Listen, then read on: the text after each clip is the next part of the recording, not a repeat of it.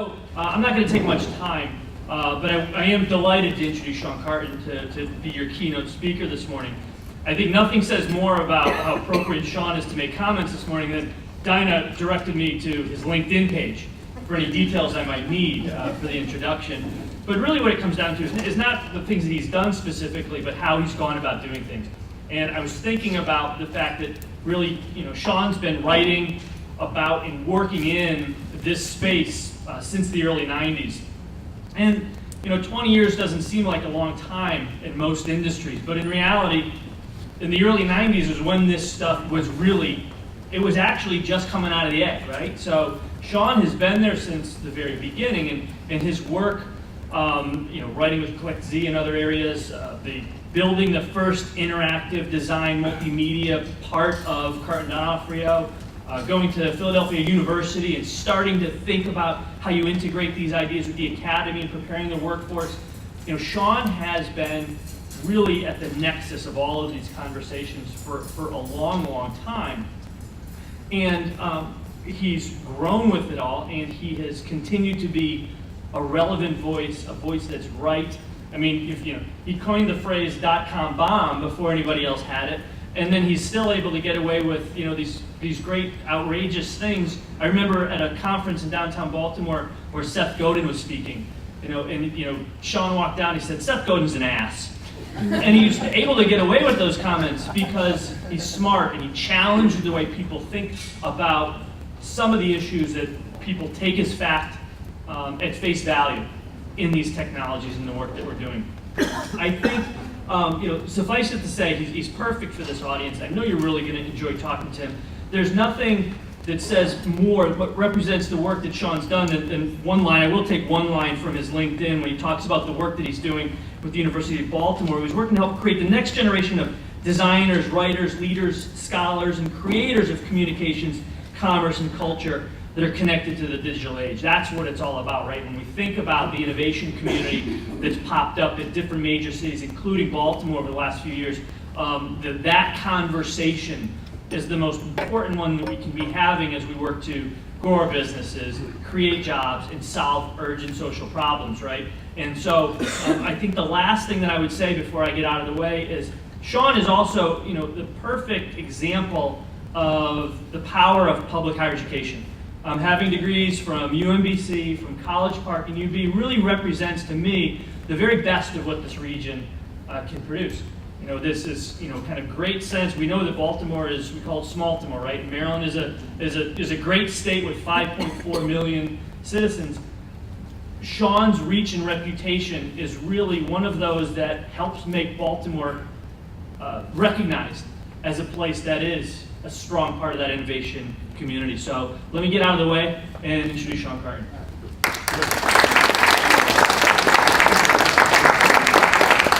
Thanks, everybody. Thank you, Greg. That was seriously one of the best introductions I've ever had. It's all lies, too.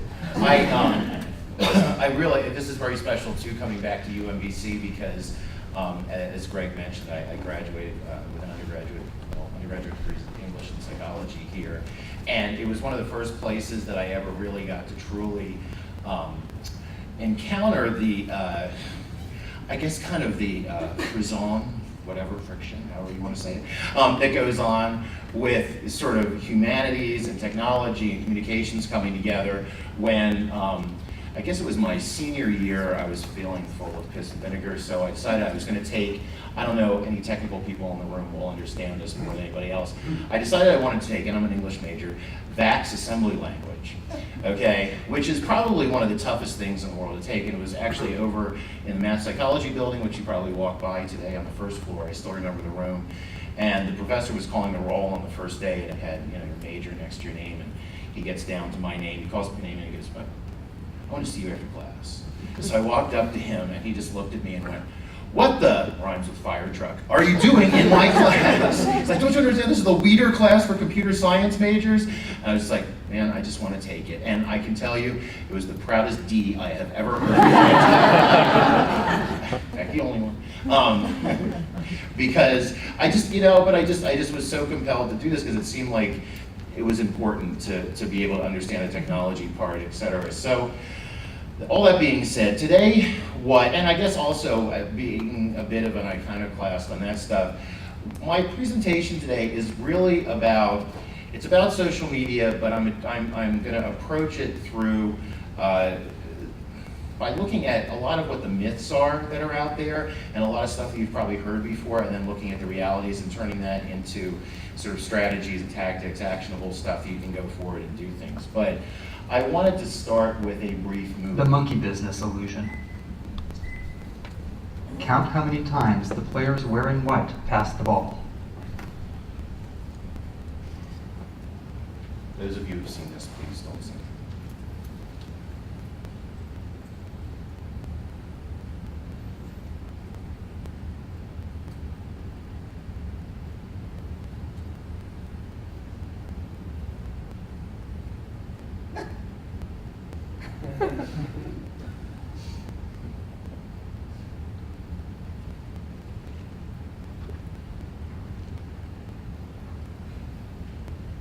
The correct answer is 16 passes. Did you spot the gorilla? For people who haven't seen or heard about a video like this before, about half missed the gorilla. If you knew about the gorilla, you probably saw it. But did you notice the curtain changing color or the player on the black team leaving the game? Let's rewind and watch it again.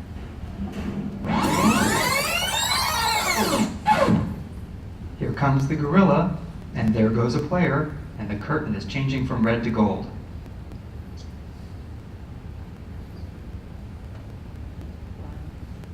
When you're looking for a gorilla, you often miss other unexpected events. And that's the monkey business illusion. Learn more about this illusion and the original gorilla experiment at theinvisiblegorilla.com.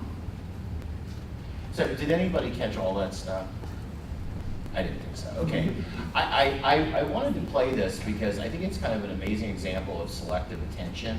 You know, when you're asked to do one thing and you miss all the other things going on. And I kind of tend to see that as a great metaphor for a lot of what happens in sort of higher ed communications. You know, you get really focused on your one thing, whether it's admissions or your department or whatever. And there's a lot of other stuff going on that you might be missing. And social media is, I think, a great example of that. But what I wanted to do, I think, to set the stage for this is first define what is social media, because I think it's something we all talk about, but we don't, I bet if I polled you right now, everyone would have a different answer for it. So I wanted to start by going back to, you know, the master himself, Marshall McLuhan, who defines media as a technology that affects society not by its content, but by its characteristics. So what he's saying is that it's the way something works that makes something a particular medium, not what's in it, okay? So his example that he uses a lot of times, we used a lot of times for this, was a light bulb, that a light bulb has no content, unless you're a real geek, in which case you can say it's binary and it's on and off, so it does have a bit of content in it. But it has a social effect, okay? The fact that we can meet in classrooms at night, work on cloudy days when there's no light outside, whatever, bring people together, there's a social effect that happens from this. So in terms of the way the media works, this basic sort of media theory that you've got information or data going between a sender and a receiver, you know, mass media is really a broadcast type thing where you have one sender sending it out to multiple receivers. And if we look at social as the interaction of humans with other humans, and media, as I looked at before, as technology used to store and deliver that information or data, in social media, you've got this web of things going on, okay? It's not just that there is one center, but everybody is part of the whole entire web. So if you really start distilling it down, you can start saying that, you know, social media, by combining these definitions, is technologies to facilitate interactions between humans using information or data, or more simply, social media is technologies that facilitate conversations. And that's the definition that I want to use today. It's not about Facebook, it's not about Twitter, it's not about LinkedIn, it's not about Foursquare, it's not about any particular one technology. It's about looking at technologies that facilitate conversations. And I think too, you know, if you go back in time and using this definition, social media has been around forever. I mean, you can go back to, the Postal Service here in Persia in 550 BC.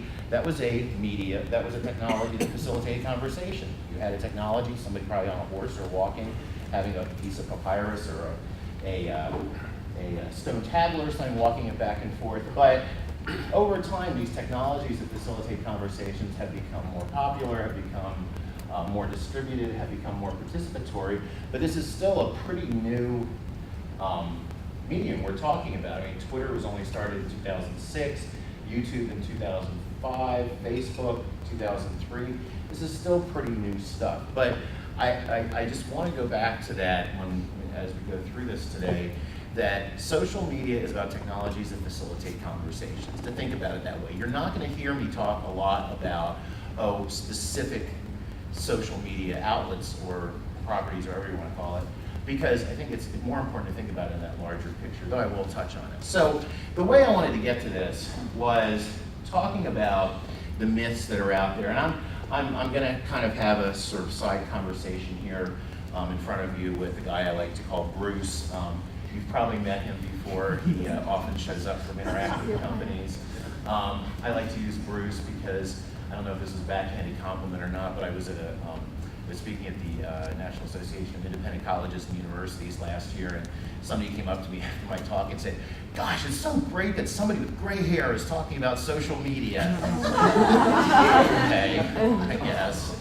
But now I can never use the Grecian formula. But so this is Bruce, and Bruce has a lot of conventional wisdom about social media. Uses a lot of buzzwords, tends to flim-flam kind of things. He's kind of that consultant who comes in and everybody goes, "What did he say?" When he walks out of the room. So, Bruce, first of all, he likes to talk about social media in very grand terms. It's like bring ubiquitous e-markets, virtual mind sharing, and virtual blah, blah, blah, blah, blah, blah. And this is what we hear a lot of times, especially if you read the industry press. This is what it sounds like a lot. But I think if you simplify things a lot, what you're really trying to do with social media is this: engagement. Okay? Yes, Jean-Luc. You're really trying to engage people. This is not engagement. Counting hits. These are hits. This is your website. These are visitors to your website coming through. Just ticking them off as they come through is not engaging with them. Engaging with your audiences is a much larger thing. And I went to a prime example of this summer, where I had the distinct pleasure of taking my 7-year-old and my 11-year-old to the Nickelodeon Worldwide Day of Play in Washington, D.C., where I got to see my first boy band in concert. Time Rush, by the way. Okay. But from the standpoint of engagement, Nickelodeon does this amazingly well. I mean, look at people in person, but they also have the brands that they do. They have stuff that they're talking about online. This is a full ecosystem of engagement that this audience is really, really into it. I mean, when you see 100 7-year-old girls trampling each other to get to Selena Gomez, you know that they're engaged, right? So, engagement is a lot of stuff. It can be measured in a lot of different ways. It could be inquiries, it could be mentions in blogs, it could be links that people share, people coming back to the site, people subscribing to things, actions, how many times they play a video, whatever. There's a lot of ways to measure engagement, but it really means getting in there with your audience and having them do stuff with you, engaging in a conversation. And if you think about these brands, these are very all highly engaged brands, because one thing is, you'll see, if you go out on the web and search, almost all of these have, but all of these have, when people get to the point that they're making websites about your brand without being paid and spending lots and lots of time on it, that's engagement. Okay, and you see that with Apple, you see that with Disney, you even see that with Zappos. There are people who are fanatical about this thing. So, in terms of why you should use social media, or why you might want to use social media in your communications, there's a lot of different reasons, and there's not one right reason. All of these relate to engagement, but it could be a lot of different things. It could be you're trying to use it for recruitment, you're trying to attract new students to your school. It could be that you're trying to do it for awareness, to get people to know more about what you're doing. It could be a media relations tool, and often is, or it could be just because the president went to some damn conference and came back and told you you're supposed to do this. There's a lot of these reasons. So in all of this, what we want to do is we want to engage. So in terms of measuring it and how we know we're being successful, you know, somebody like Bruce, he likes to say, oh, it's how many followers you're getting, likes, and then, you know, do you like me? But it's way more than that. And one of my favorite quotes about this when thinking about how to, what we should be doing in terms of thinking about social media before jumping into it is a quote by a guy named Rick Page. Hope is not a strategy, okay? If you're sitting there and you hope that things are gonna happen, that's not the way to begin. You need to first sit down and think about how are we gonna measure how we're being successful? And that can be a lot of different things, and it depends on what it is that you were trying to accomplish in the first place. It could be driving more traffic, it could be leads, conversions, etc. All of these things, and even being cool. Being cool is fine if you can all admit that ahead of time, okay? If you can come to consensus about this, and I know in a university it's very difficult to come to consensus on anything, but you can try. But you can get there, but to ask this question at the beginning, why are we doing this? And how are we gonna measure it, are two things that are inextricably linked. And no matter what you pick, it has to be measurable and it has to be actionable. You have to be able to measure what you're doing, and based on what you're measuring, you need to be able to do something about it. One way to think about this in terms of, if you're thinking about kind of a direct response model, because really there's, you know, if you're gonna break this down in traditional marketing terms, we got direct response and awareness, is to look at your return on investment, which is, you know, your success metric divided by your money spent. So if you're looking at, you know, something like we're spending $5,000, we get 1,000 people to click through to our inquiry page. Well, that's $5 a click. You know, if we get 10% conversion on that, that's $50. It's a lead, that's $50 a lead. 5% conversion on that means $1,000 per enrollment. But this is at least a measurable thing. You can go back and you can say, our return on investment for this program we're doing is this. Okay, and this is a way overly simplified view of doing this, but it's important to be able to sit down and come up with these metrics and understand where you're going at the beginning. You know, in terms of, in terms of awareness, one of the best ways to measure awareness, because you can do this either from a very expensive awareness study, or you can do things that if you start a social media campaign, you can go onto your Google Analytics or whatever analytics package you use and look for direct searches on your institution's name. Look at that at the beginning of the campaign and look at that at the end of the campaign. And that's an excellent way of being able to delta between the change between those two things is a great way to understand how well your awareness is raising out there in the marketplace. So what can what channel should you be using? This is a question that people often ask, you know, and typically it's these people saying the same thing. But there's a lot of different reasons to use different things, and it depends on what you're trying to do. So, you know, if you're trying to connect with people, if you're trying to publish stuff, if you're trying to get news out there, etc., it really depends on looking, if we go back to the Marshall McLuhan stuff, looking at the characteristics of those particular things. What does Twitter do that Facebook doesn't do? What does Facebook do that Twitter doesn't do? What does, you know, Foursquare do that you can't do somewhere else? What can you do in email that you couldn't do in those things? All those things matter. And it really depends on what it is that you're trying to build. Now, one thing specifically, though, that I wanted to address is Google Plus is a big question mark for many of us right now. And I know this from kind of looking at, talking to Dinah, looking at the blog of this. And, you know, whether or not you should be paying attention to Google Plus specifically right now. And the answer to that lies in Google. Because now Google search results are being tied in with what goes on in Google Plus and your Google Plus profile and everything else. This is a phenomenon that's been called, and you may have seen this book, the search bubble, which is now we're getting into this kind of place where people's search results and activities and what they see online is being so influenced by behavior that people are starting to get into certain bubbles. It's becoming more and more difficult to break through all that. But because Google's new search algorithm has now been modified to fit what people are doing online, what their Google Plus activity is, you have to be there. This isn't an option anymore if you want to try to engage with people.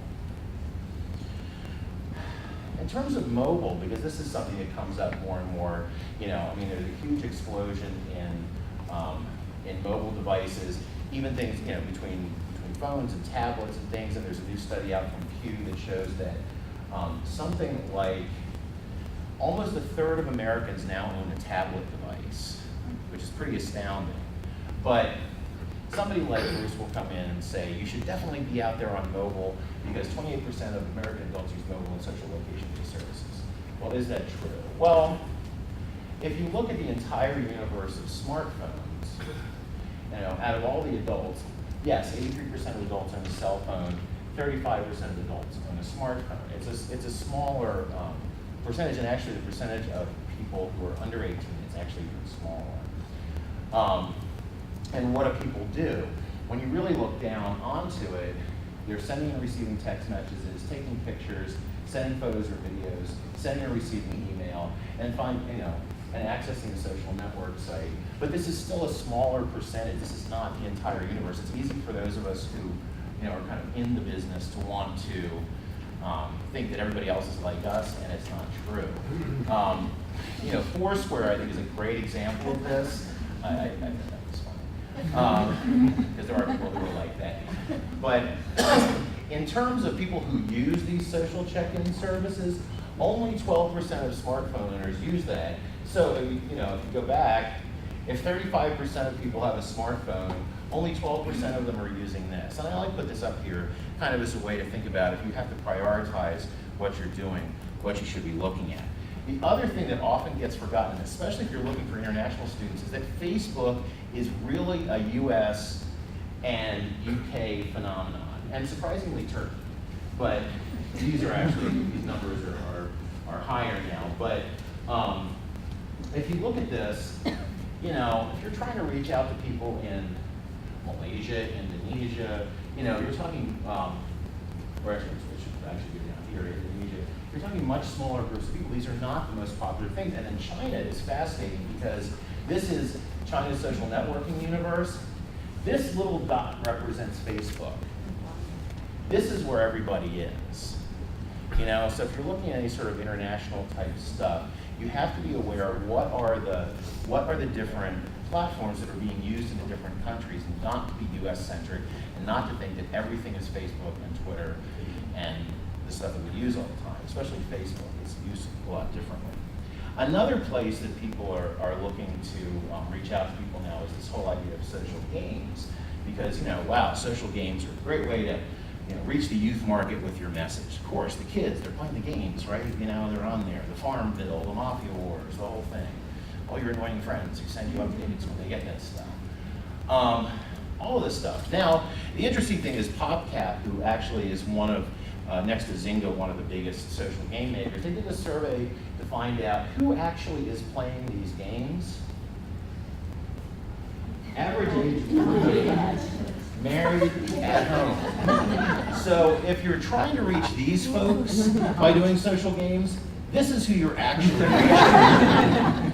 Okay? And this is very indicative of the importance of looking at statistics and looking before you leap, because the conventional wisdom is it's the kids. But if you go out there and actually look at the stats, a lot of times it turns out it's really not.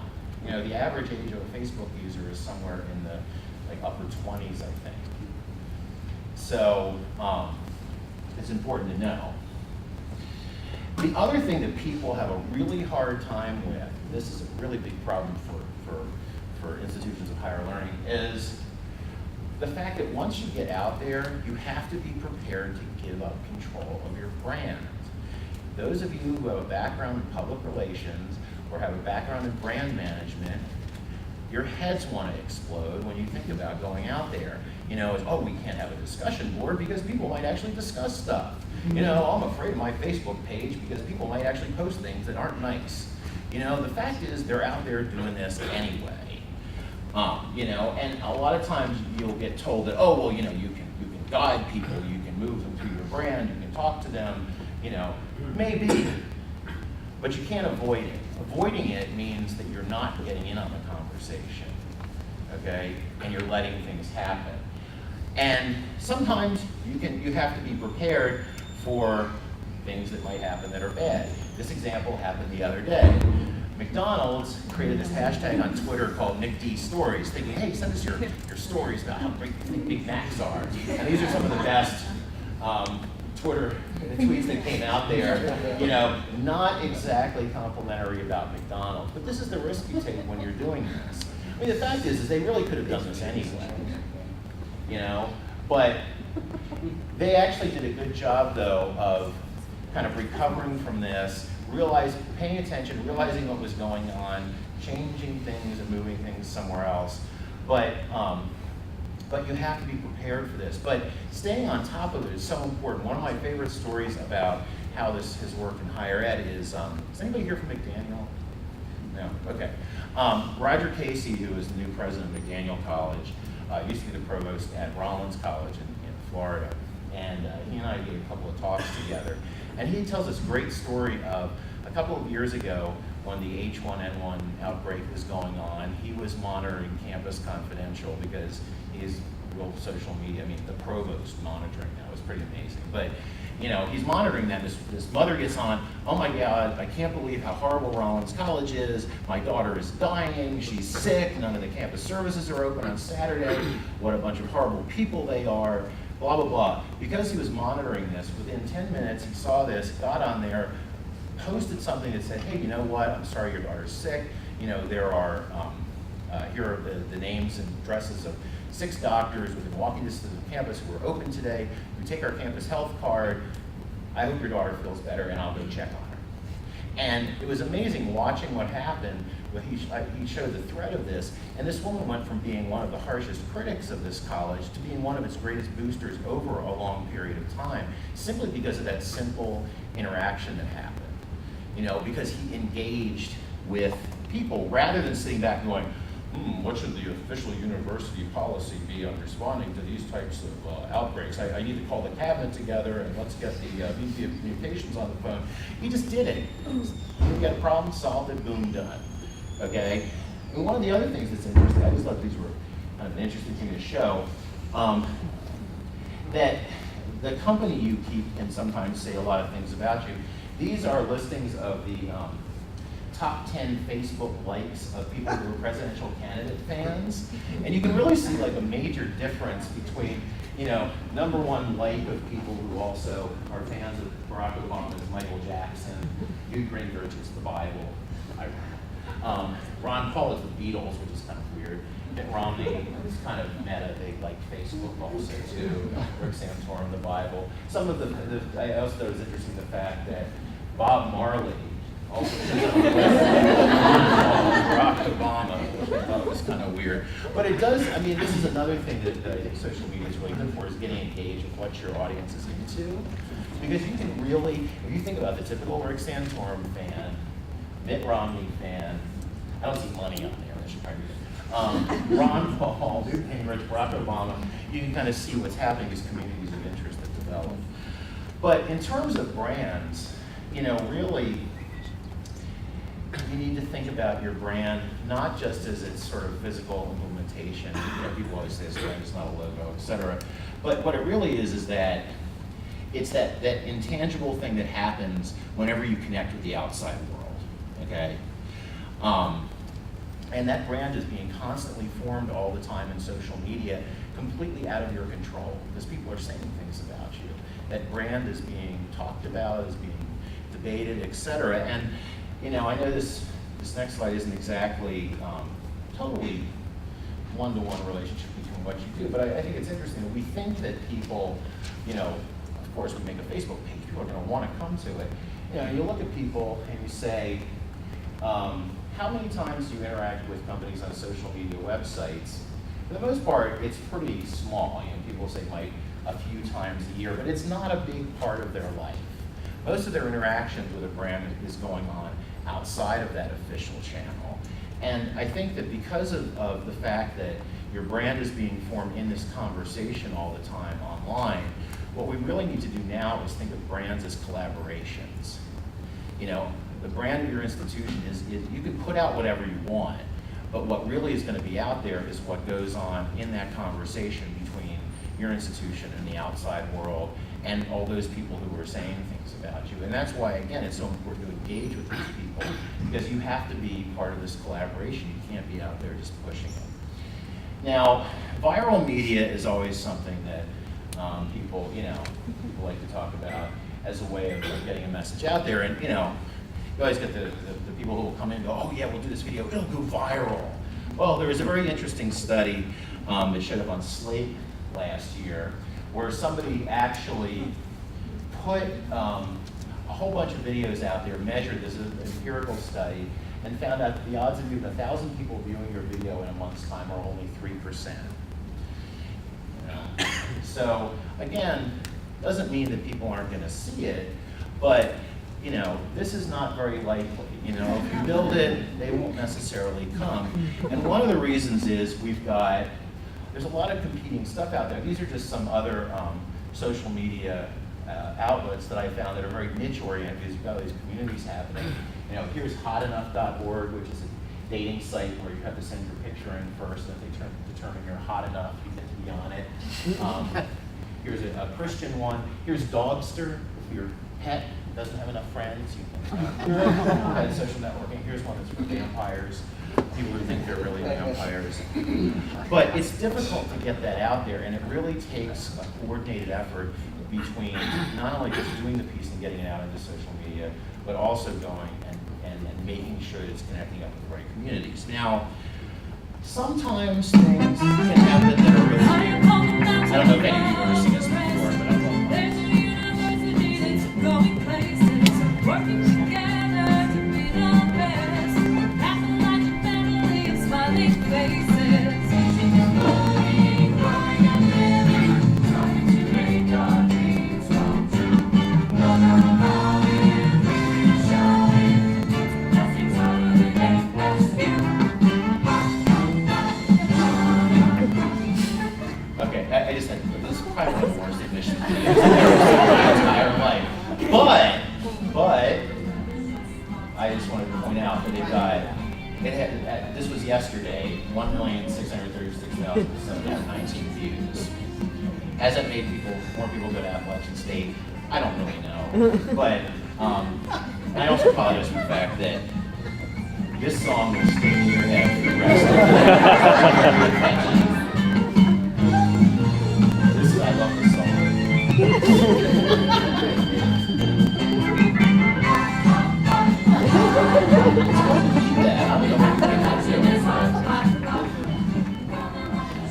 It goes on for a while. Viewed this 362 million times, then you will have figured it out. But until then, we all kind of have to work together to try to figure this out and move forward. But by thinking about it in the larger sense. So that's it. These are my 2 email addresses and 2 Twitter feeds you can follow us on, and I'd be happy to take questions.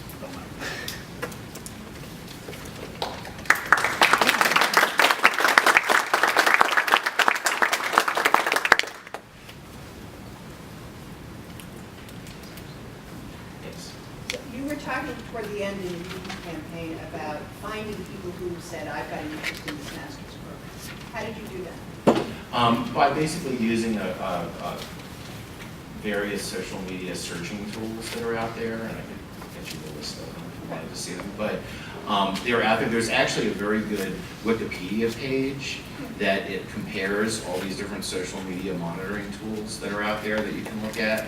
But so really, it's kind of daily monitoring and looking for keywords around the university and the programs, and then engaging with those people. And one of the other things that I should have mentioned that was important too is, in order to kind of make that more systematic, we work with them ahead of time to develop a response matrix that basically is sort of, it's almost like the Homeland Security, green, yellow, rainbow of terror from Homeland Security.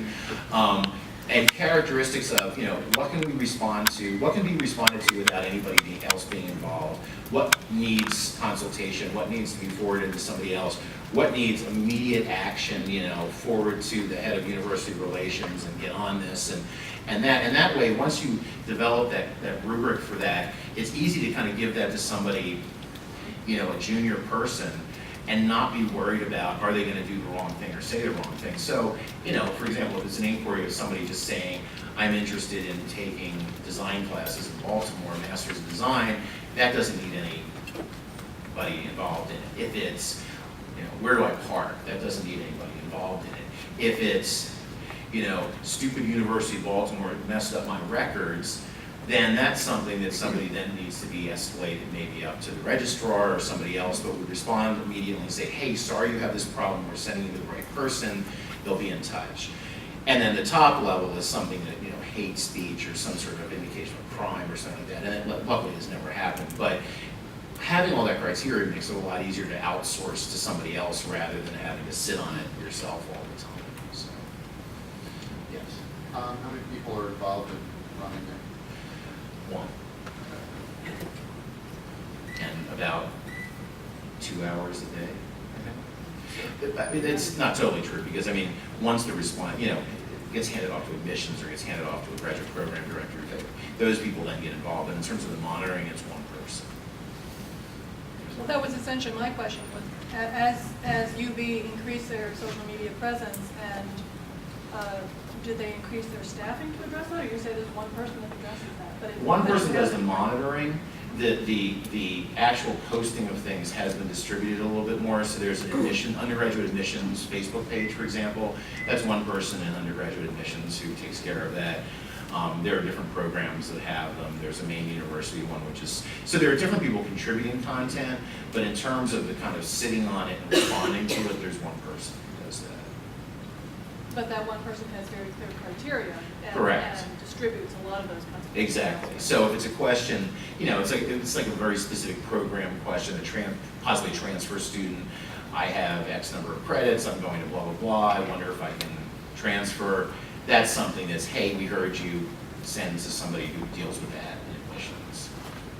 Do you then track if they did get back to the person? Is there any kind of tracking mechanism? Not as formally as we'd like, unfortunately. And that is a major problem. You can, tools like, if you pay for tools like Hootsuite, where you can have a lot of people all in one tool together, it makes it a little bit easier, but still, it's that same problem that if somebody calls up and says, I'm interested in this particular graduate program, and you say, okay, here's the email address or the phone number of the graduate program director, unless we can put a tracking device on them, we must never know if they're going to respond or not. So, yes. Regarding sort of what you track, I know that obviously a lot of the reputation of the university is built around faculty, and so Yeah. I've noticed individual faculty members being mentioned in posts in social media by not necessarily even alumni, but folks who've collaborated with them. I happen to, when I see those, of course, I let the faculty member know and let the marketing team know. Usually it's been complimentary, thankfully. But how do you decide how many things to track? I think it depends on what you're, back to that original Goals, thing, right. what are you trying to do? For UB, they are very focused on increasing enrollment. So that's something that it might be nice, but it's another professional development thing, because faculty love hearing themselves mentioned. So if you teach them how to use, a Google alert or something like that, then you can kind of offload that and not have to worry about it anymore. Will that track Facebook, like Facebook mentions? Yes, I think it does. It tracks a lot of stuff. It doesn't track Facebook, but usually it ends up getting somewhere. It usually ends up getting there somewhere, but trying to, once you give them the tools to, hey, find out how famous you are, they love using it. Yes. Yeah, I work at St. John's College. We're a small liberal arts college, and probably for our size, we have quite a few Facebook sites. And so I had a couple questions. One, is it strategic to try to not have so many? We have an art gallery, we have volunteer groups, continuing ed, graduate program, undergrad. Would it be, strategic for us, we have a small staff, to not have so many sites, or does it matter? And then what's probably the most effective way to drive people to the Facebook sites? That's a good question. I would say ideally, not having a lot of sites is a good idea, but in practical terms, it's almost impossible. It's like that fight for getting the class of 2000 whatever site before some kid out there gets it, because that always happens. So there's only so much you can do on that. But I think from a maintenance standpoint and from being able to track, monitor, communicate with brand standpoint, less is better. The other thing you can do is make sure that they all kind of like or friend, depending on how they're set up, like or friend each other, whatever. So there's a lot of stuff all being fed into one central area. Same thing like your Twitter feeds, getting them to all feed into a single Facebook page or a single Facebook account. So that's important. And then, I'm sorry, your other question? What is, I guess we're looking at obviously inexpensive, but most effective ways, right now it's How to very get one-sided. people. We post things and it just sits there, it's kind of dead. Right. And photos, lots of photos, and, it's lots of interesting information, but to get activity and people coming back and getting real involved. One thing, if you can get something that will, feed that to your main website, people have to know that it's useful to them. Because if they know that this is the place to find out about events, et cetera, then that's where they'll go. I mean, this is a constant problem, right? Because you've got people sending out emails, you've got people posting stuff on Facebook, you've got people sending out Twitter feeds, and I think in some ways we're doing ourselves a disservice by, we want to make sure that we're going to hit everybody, so we have all these multiple channels, but the more channels you have, the less people know which channel is the right one to go to. That's our problem, right? Yeah, so I think limiting that, or if there's some way of feeding things together so there's a central place, like a calendar or if there's an RSS feed on the homepage, like this is the place in the university to go to find this out. It's kind of like, how departments used to just put everything on bulletin boards out in the hallway. If you knew the only place to find out about events in the English department was the English department bulletin board, that's where you'd go to look.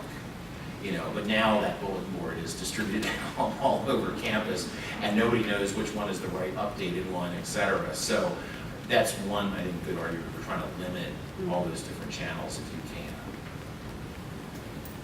But along those same lines, okay, so if we're concentrating on Facebook and Google+, then basically, you're saying we can't ignore Google. So if we're going to try to have a one centralized place, so basically then we would have to have the same information on both places. Yes, and you have both of them open, it takes 2 seconds to paste in both. So consistency, Yeah. pretty much is what you're saying. Yes, and I don't see anything wrong with maintaining that. I mean, the other way to do it is to, say, use Twitter and feed and get it to feed into those at the same time. Then you might only be posting it once, and then it's still showing up in all those places. But yeah, unfortunately, I don't have grand hopes that Google Plus is going to. Facebook is just. I think I saw somewhere the other day, 2/3 of Americans now have Facebook accounts. Google's got a long way to go before they get even close to that. And if regular folks of us in our personal lives can't imagine maintaining, and I maintain Facebook, I don't maintain my Google Plus at all. I occasionally maintain my LinkedIn one that I did before Greg found to do my introduction. But you only have so much time in the day. But I think for now, you do have to kind of maintain those parallel things, as irritating as that is.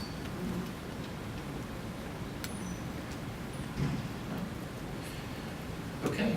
Well, thank you all very much. I appreciate your time.